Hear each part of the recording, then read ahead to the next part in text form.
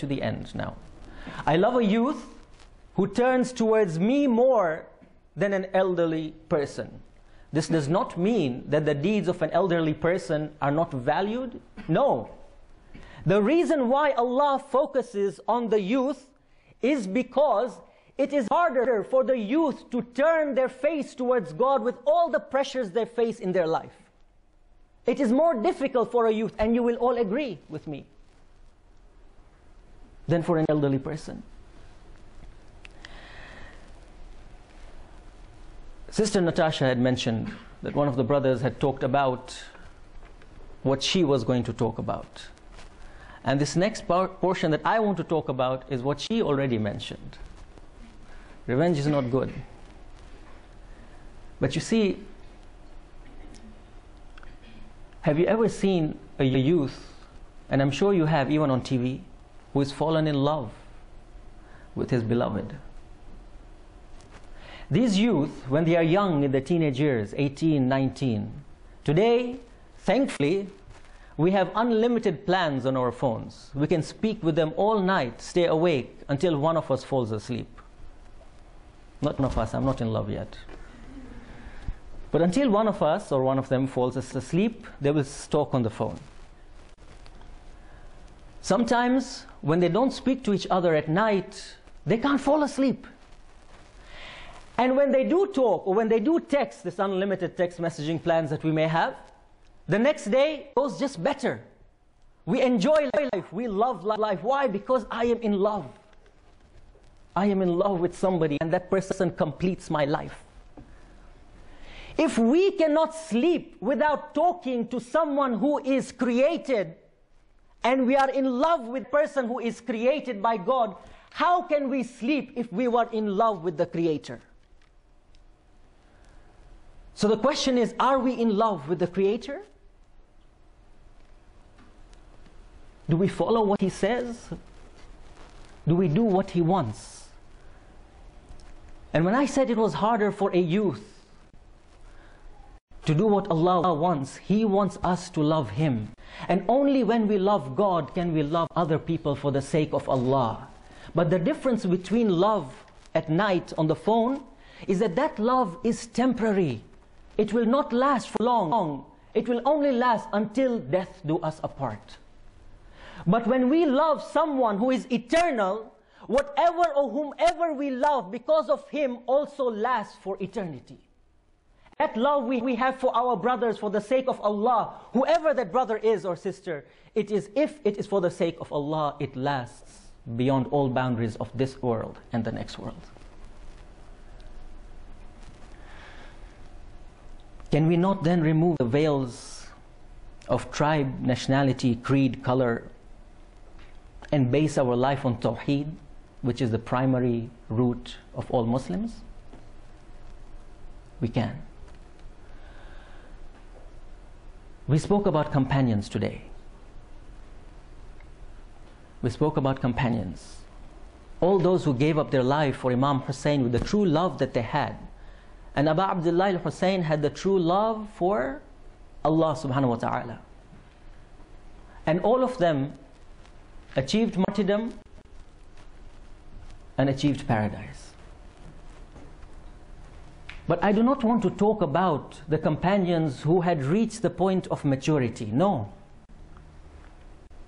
I do not want to talk about them. Tonight, the 6th night of Muharram, I want to pay tribute to a lady who was known as the jewel of her father, as was said earlier today. I want to pay tribute to Lady Zainab, the sister of Abu Abdullah al-Hussein. And how will I pay tribute to her? Is when on the day of Ashura, her children kept on asking Imam al-Hussein, can we go and fight? Everybody else has gone. All your companions have gone. Can we go and fight now? Ali Akbar had gone. These children were so small. They were 9 and 11, according to some historical narrations. And Imam al-Hussein kept on saying, no, I cannot allow you to go. And in some he said, go ask your mother.